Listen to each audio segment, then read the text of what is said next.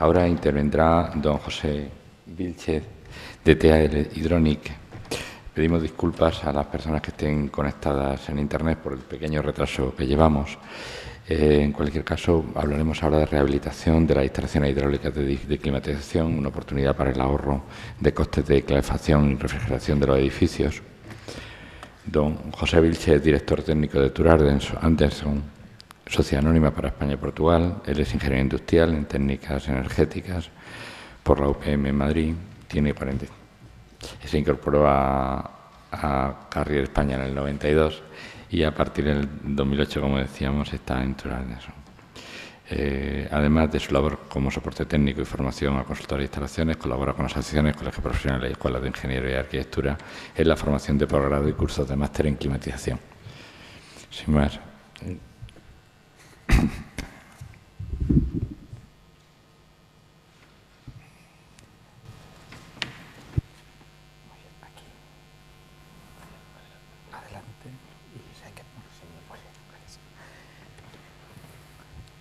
Buenos días a todos.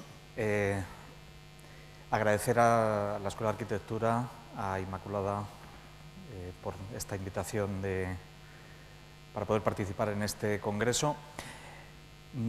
Quería hacer notar en esta presentación que es posible, suscribo las cifras de ahorro energético que han estado presentando los ponentes anteriores en muchas de las áreas que han presentado. Se puede reducir el consumo energético de las instalaciones, es posible, y ese es el motivo de la rehabilitación, no dejar el edificio como está, dejarlo perfecto, con una fachada preciosa,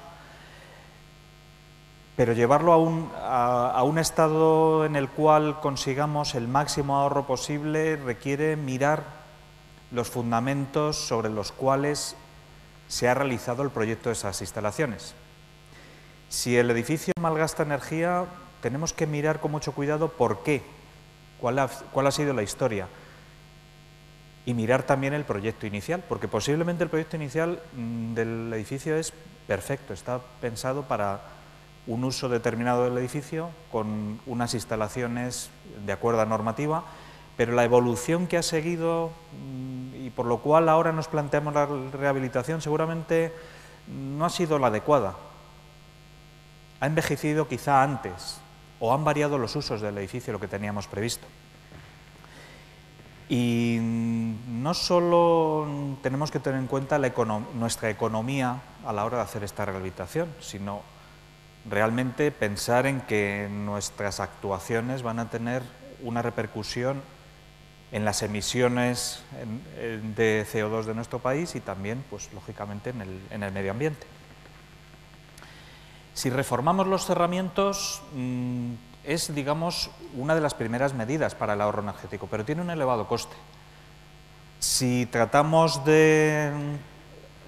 o hacemos una actuación conjunta entre cerramientos e instalación hidráulica del edificio, tenemos que tener en cuenta que lo que hagamos también tenemos que saber qué es lo que el usuario va a hacer con el edificio. El usuario puede haber estado mal utilizando el edificio, realmente porque tenemos hábitos en nuestras casas de subir los termostatos, bajar los termostatos. Esa educación o quizá los medios técnicos que podamos poner para que si sospechamos que el usuario va a hacer algo con la instalación que no es lo correcto, tratar de tenerlo limitado, tratar de dejarle no un margen de confort inferior, pero sí un margen de libertad para que no tengamos que arrepentirnos después porque la gente está utilizando de forma inadecuada las instalaciones. Y desde luego, siempre que modernicemos los cerramientos tenemos que tratar de ver cuál es el impacto en la instalación hidráulica. Nos podemos encontrar con que los equipos quedan sobredimensionados y hay que reajustar variables fundamentales como los caudales de agua que circulan a través de todo el circuito. Y lo he comentado antes, el usuario. El usuario puede llegar a ser clave. Veremos una transparencia un poquito más adelante en la cual un sistema que funcionaría perfectamente con un equilibrio hidráulico, al no estar en esa condición, los usuarios derrochan energía. pero a ventana abierta, iba a decir a manos llenas, ¿no? A ventana abierta, abren las ventanas porque es la única forma que tienen de poder mantener una temperatura adecuada, mientras su vecino de arriba tiene una situación energéticamente desastrosa, está congelado. La instalación hidráulica es tan compleja o tan sencilla como la queramos hacer y podemos adaptar muchas instalaciones hidráulicas existentes a nuevos usos o ampliaciones del edificio. El agua es flexible, una instalación hidráulica es flexible. Se pueden hacer nuevas redes de tuberías o adicionar una red de tuberías a la existente, pero tenemos que tener cuidado con lo que estamos haciendo. No puede ser hacer un picaje y ya, bueno, pensar que el agua va a ir por donde nosotros queremos. El agua y el aire, pues son elementos malvados e inteligentes, van por donde quieren. Bueno, por donde quieren no, por donde hay una diferencia de presiones adecuada que hace que sea más fácil ir por un sitio que por el otro. ¿Cuál es la misión del técnico? Proveer de medios, de elementos para que el agua haga lo que nosotros queremos. Ir hacia donde realmente sea necesario un aporte de energía en forma de calor o un aporte de energía en forma de agua fría, como aparece en este caso, o agua caliente con calderas, aportar la energía donde sea necesario, no que tengamos una zona muy favorecida y una zona desfavorecida. El equilibrado y el control hidráulico es como una especie de Robin Hood. Tendremos que tener en cuenta que hay favorecidos a los cuales les tenemos que robar energía, agua, caudal de agua y llevarlo hacia los desfavorecidos. Y desde luego tenemos que tener en cuenta que a lo mejor en la rehabilitación de un edificio tenemos que acometer sustituciones. Hay elementos que nos habrán quedado fuera de normativa. Bueno, pues tendremos que estudiar si son reemplazables, cómo lo haremos, y elementos que habrán envejecido pues de una forma acelerada por razones que estudiaremos más adelante en la presentación, han envejecido y que hay que sustituir. En ese caso, el árbol de decisiones, como estamos tratando de mostrar, puede ser más complejo, pero digamos esa es un poco la pauta de lo que tenemos que tratar de seguir. Y tener en cuenta 4 principios básicos. A mí me gusta llamarlas 3+1, porque una la hemos llamado condición 0. El enemigo público número 1 de las instalaciones de agua es el aire. Pero bueno, vamos a ver, está hablando un ponente anterior de ventilación. Claro, los conductos de aire llevan aire. Los conductos de agua, tuberías, no tienen que tener aire en el interior. El aire forma bolsas de aire, oxígeno presente dentro del agua significa corrosión acelerada de las tuberías. Tenemos que tener muy en cuenta que si no respetamos estas 4 condiciones, posiblemente la instalación hidráulica funcione mal. Vamos, que no funciona en absoluto. Si tenemos todo lleno de aire, no hemos llenado bien y no mantenemos una presión adecuada, el circuito no podrá cumplir su función. Y por otro lado, si llevamos caudales de agua diferentes a los de proyecto, que para eso se ha hecho el proyecto, para tratar de evaluar cuáles serán las cargas térmicas y las necesidades térmicas derivadas de esas cargas tienen que ser servidas con un adecuado caudal de agua a una temperatura adecuada. Y con una presión adecuada. No nos vale un exceso de presión en una zona y una falta de presión en otra. Tenemos que mantener estables esas presiones. Y una última condición. Si mezclamos el agua, dejamos que se mezcle en algún punto de la instalación, desde luego que tendremos un problema porque no llega a la temperatura adecuada. Y las 4 condiciones están en la normativa. Solo hay que mirar con detalle, iba a decir con lupa, no, con detalle el RITE en cualquiera de sus versiones y nos va guiando hacia unas buenas prácticas para una instalación eficiente. Vamos a ver, al revés. Definitivamente, solo con la actuación hidráulica, no hablamos de cambiar las enfriadoras, de cambiar las calderas, solo con las actuaciones hidráulicas, con elementos adecuados, se puede realizar unas adecuadas actuaciones de ahorro. Evitaremos el deterioro de eficiencia, optimizaremos en los consumos de bombeo, podemos tener las mejores bombas de caudal variable, pero si no conseguimos ajustar adecuadamente los puntos de consigna de caudales y altura manométrica, el punto fundamental, altura manométrica, que es el factor clave para que la bomba sepa cuál es el caudal de agua que tiene que circular, no conseguiremos que la instalación funcione bien. Y desde luego nunca deberemos penalizar las condiciones ambientales interiores. No por tener mayor ventilación debemos hacer como se hicieron en los años 70, cerrar los edificios. Bueno, es que tengo que ahorrar energía, entonces cierro el edificio y ya no ventilo. Bueno, hay que ventilar y esa ventilación tiene mayor carga térmica y esa carga térmica hay que combatirla con un caudal de agua. Y al usuario le tenemos que dejar también libertad de uso, pero libertad de uso, no libertinaje. Deben mantenerse temperaturas adecuadas tanto para el confort como para el ahorro. Si no cumplimos las condiciones, tenemos desastres. Es decir, empezamos a tener radiadores como en este caso que no emite. Aquí tenemos un caso de bloqueo de un radiador por aire. Realmente esta parte no trabaja y las consecuencias son que tenemos lodos, negruzcos, la instalación se nos está destrozando poco a poco porque tenemos una entrada excesiva de aire. Consecuencias, averías en válvulas de control, averías en calderas, obstrucciones y aumento del consumo energético y falta de confort. Todo va asociado. Una tubería como esta sigue transportando caudal de agua, pero a un coste superior. Realmente empiezan a aumentar tantísimo las pérdidas de presión en las tuberías que nuestro consumo pues se eleva. Y aparte tenemos corrosión y depósitos de corrosión. Todo el proceso empieza a acelerarse, entra en una espiral de degradación de la instalación que hace que en muy pocos años podamos tener una situación como esta.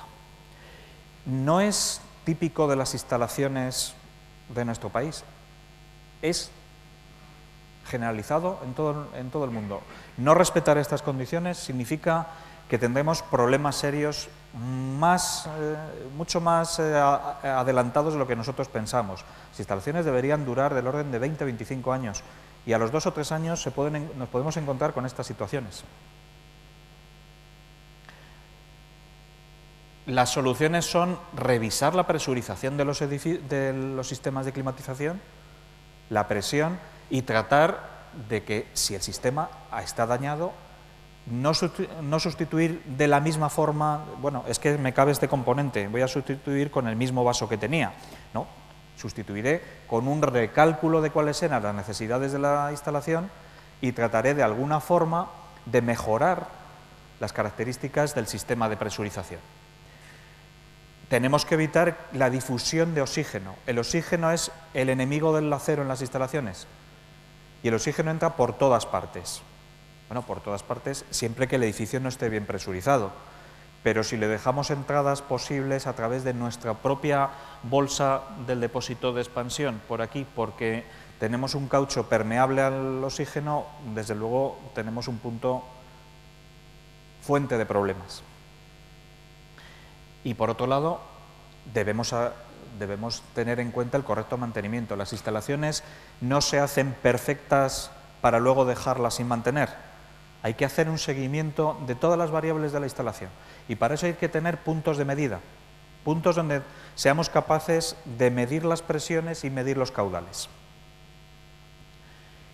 Y el aire, si aparece, bueno, lo tendremos que eliminar. Tendremos que instalar puntos de evacuación de ese aire, purgadores. Es tan sencillo como eso, pero instalarlos con buena calidad y en los sitios adecuados.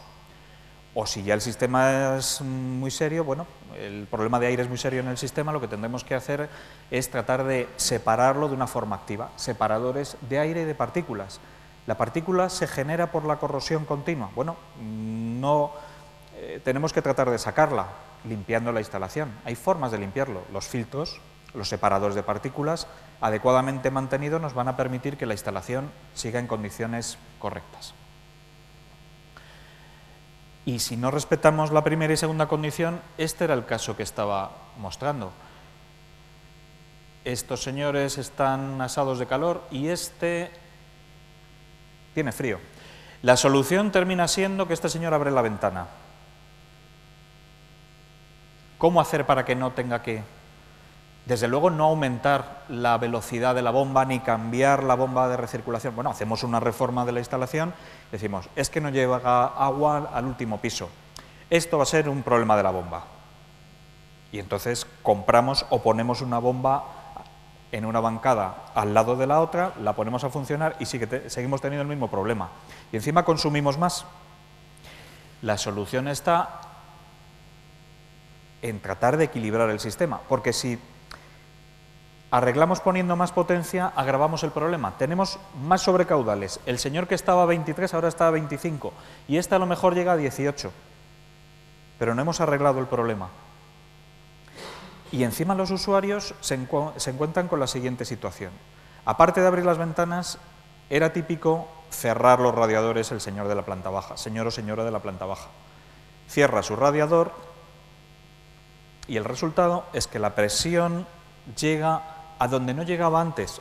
Bueno, magnífico, está cediendo energía hacia donde se necesitaba, pero donde antes no había presión hay un exceso y empezamos a oír ruidos en los radiadores. Las válvulas, si es que las hay, de control termostático empiezan a no funcionar. Claro, una válvula que intenta cerrar ante una presión elevada da igual. Realmente, aunque estemos cerrando muchísimo la válvula y la apertura sea pequeña, la presión es tal que pasa muchísimo caudal.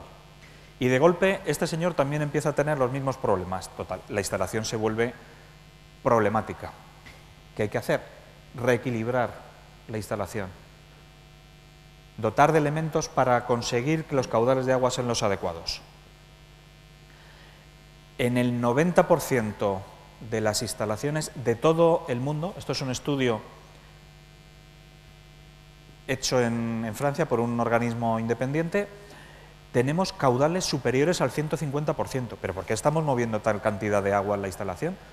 Si en proyecto teníamos unos caudales adecuados, ¿por qué estamos moviendo más agua? El motivo es porque la instalación no está en su punto. No hemos conseguido que los caudales sean los adecuados porque no se ha hecho un proceso adecuado de equilibrado. Y además, esto nos cuesta dinero, porque el usuario toca el termostato, vamos, es típico. Empieza a mover hacia arriba o hacia abajo, dependiendo de si tenemos una instalación de refrigeración o de calefacción, mueve los termostatos y cada grado cuesta tanto como esto. Un 6 o un 11% en calefacción o un 12, hasta un 18% de consumo, porque nos dejamos el termostato en la posición de mínimo en el caso tenemos mucho calor y decimos, bueno, es que esto hay que ponerlo más bajo. Pues lo ponemos más bajo, lo ponemos a 18 y nos pasamos y cada grado que bajamos tenemos un impacto importante en el consumo energético.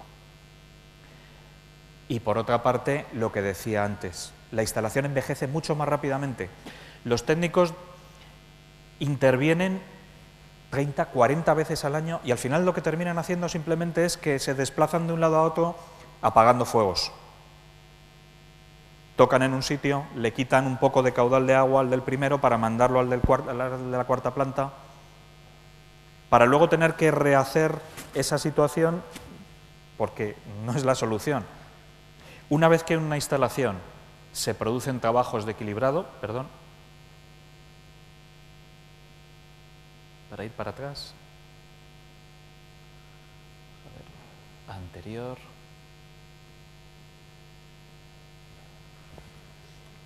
Con la rosca. Una vez que procedemos al... Vaya, no quiere pasar. Una vez que procedemos al equilibrado, el edificio equilibrado requiere menos intervenciones de mantenimiento, porque ya no es necesario esa labor de apagafuegos que el técnico tiene que realizar. Y para ello hacen falta métodos, instrumentos de equilibrado y sobre todo algo tan sencillo como puntos donde podamos ver las variables que intervienen en el equilibrado hidráulico de una instalación. Es ver los caudales y ver las temperaturas. Esos dos puntos, esta toma roja, vamos a ver, ratón, esta toma roja y esta toma azul, son los puntos de medida de presión diferencial. Miden la diferencia de presiones a través de la válvula. Conectado al aparato de medida nos permiten leer el caudal de agua que pasa. Y si el caudal de agua no es el adecuado, rodando una rutina, un programita dentro del aparato de medida, nos dice cuál será la posición. He dicho un programita, bueno, hace falta un proceso de equilibrado hecho por un profesional. No es demasiado difícil, es seguir unas pautas lógicas. Y con esas pautas lógicas, la instalación, recuperaremos los caudales con los cuales el ingeniero proyectista diseñó la instalación. O adaptaremos a los nuevos usos.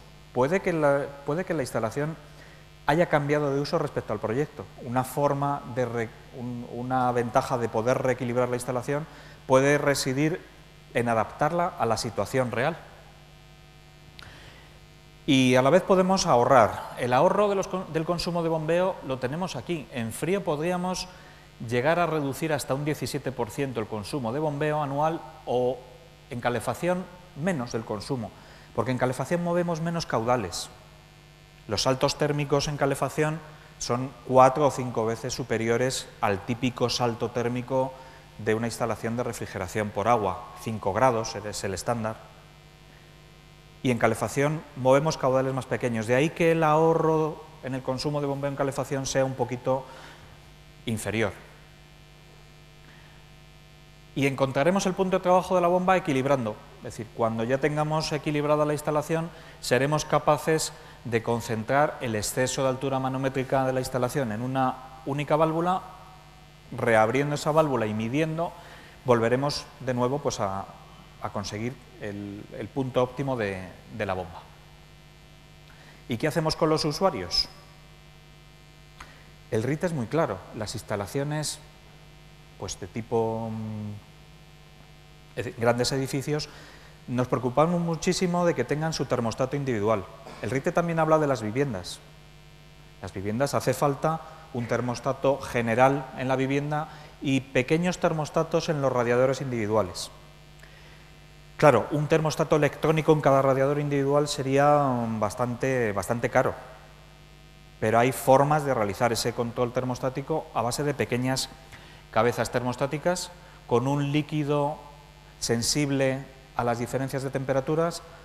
Fijamos una temperatura a la cual queremos estar en esa habitación y la expansión de ese líquido dentro de esta cabecita controla el caudal. Más calor, bueno, pues cierro, expande y cierro. Baja la temperatura, se contrae y abre para dejar pasar más calefacción, más agua para el sistema de calefacción. Y de ahí que conseguimos aprovecharnos de algo que han hablado otros ponentes. Las calderas de condensación presentan unas posibilidades de ahorro energético importante, pero la caldera de condensación, sin un adecuado sistema de control en las habitaciones, no nos sirve de nada. La temperatura del agua de retorno, si empieza a ser demasiado alta, nos baja el rendimiento. Tenemos menos días de aprovechamiento de la condensación. De ahí que tenga que ir unido el uso de elementos de mayor eficiencia energética con nuestros sistemas de control, hasta los sistemas de control pequeños de los radiadores. Por otro lado, tenemos que tratar de tener buena precisión. Si dejamos que la temperatura se mueva hacia arriba o hacia abajo en la habitación, desde luego no conseguiremos de ninguna forma una precisión. El usuario, si su sistema de control se desmadra, por así decirlo, abre la ventana y entonces volvemos a estar en la misma situación. Tenemos que tener también sistemas muy precisos para el control de temperatura, aunque sea una simple cabeza termostática. De ahí que sea necesario estas precisiones para conseguir A o B en la certificación energética de estos elementos de control. Reemplazando las válvulas termostáticas a modelos anteriores al año 88, bueno, es que la tecnología ha cambiado muchísimo. Tenemos mejores tecnologías, mayor precisión en la fabricación y se ha investigado sobre estos elementos termosensibles para que nos den mayor precisión en el control. Pues conseguiríamos este tipo de ahorros, 7%, 5%, dependiendo del régimen de utilización. Y desde luego, si mejoramos el aislamiento, mejoramos la eficiencia, pero debemos recalcular la instalación. Ahora los caudales que circulan eran los anteriores a la reforma. Hay que volver a retocar la instalación. Un ejemplo. Este edificio, bueno, edificio no, este complejo residencial de 1.300 apartamentos tenía una capacidad, esto es un sistema muy típico de los países del norte de Europa, centralizar no solo en un edificio la instalación, sino hacer una calefacción de distrito. 6.500 kilovatios de calefacción es algo serio y las ineficiencias en este tipo de instalación cuestan dinero no solo a los usuarios, sino también a los explotadores. De ahí que sea muy común y muy efectivo realizar rehabilitación en este tipo de instalaciones porque, desde luego, los ahorros se notan enseguida en el bolsillo de todos. Sí, voy acabando. La caldera la reemplazaron y se produjo un reequilibrado. Verificaron las bombas, recrearon módulos hidráulicos para, bueno, hacer mejor la distribución portal a portal, planta por planta, piso por piso, y recolocaron todas las válvulas de equilibrado. Llegaron a hacer pues un sistema de un reequilibrio completo de la instalación y los resultados fueron que llegaron a reducir todo este consumo desde que empezaron a hacer todo este proceso. Hasta un 12%. En otros edificios, en el sistema de refrigeración también se puede hacer y se consiguen, bueno, pues 22% de ahorro. En la energía solo de las enfriadoras, actuando también sobre el sistema de bombeo, se puede conseguir otro 16% de ahorro anual unido al consumo de las enfriadoras, simplemente por el reequilibrado hidráulico de la instalación, utilizando simplemente mejores ajustes del punto de consigna de las bombas de refrigeración, situando adecuadamente los sensores. No solo hay que medir a la entrada y salida de la bomba, hay que buscar un sensor remoto que se ajuste a la instalación. La instalación de agua es un traje medida, se adapta al edificio. 5% adicional, 32% en el consumo de bombeo, que en un total del edificio es otro 5%. Concluyo. Desde luego los ahorros de energía se consiguen si, en primer lugar, evitamos que la instalación envejezca rápidamente. Tenemos que presurizarla adecuadamente. La reducción de consumo de bombeo hasta un 40% lo conseguimos si tenemos un correcto mantenimiento de la presión, si tenemos una distribución hidráulica adecuada y si tenemos correctos procedimientos de puesta en marcha y equilibrado de la instalación. Uy, ¿qué pasó? Cancelar. Vale. Debemos controlar también lo que hacen los usuarios y, para ponérselo fácil, tengamos buena precisión en los elementos de control de los usuarios. Si no, el usuario vuelve a hacer lo mismo de siempre, abrir la ventana porque está en una situación de desconfort. Y por último, no sobredimensionar. La solución no es poner equipos más grandes, es tratar de calcular adecuadamente cuáles son las necesidades térmicas, ajustar todos los elementos, tanto de producción como de distribución hidráulica, a esas condiciones, medir los resultados y chequearlo a lo largo de toda la vida de la instalación. No hay una receta simple, simplemente es tratar de conseguir que todo funcione de acuerdo a cómo fue proyectado y tratar de adaptarnos en el caso en que los usos del edificio hayan cambiado. Esa es un poco la conclusión que he tratado de plasmar aquí. Esas 3+1 condiciones hidráulicas, respetándolo tanto en un edificio nuevo como en un edificio rehabilitado, nos van a permitir conseguir que el edificio realmente llegue a unos niveles de ahorro adecuados. Nada más. Muchísimas gracias por su atención.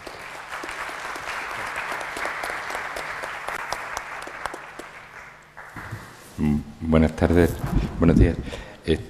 Les quería hacer un último agradecimiento a Inmaculada Martínez Pérez, lo han hecho todos los ponentes o prácticamente todos, pero es que realmente es el nombre que no aparece en todos los títulos de crédito y es la persona a la que no se ve, pero es el alma mater del proyecto y la que nos da un poco aliento para poder hacer todo este trabajo.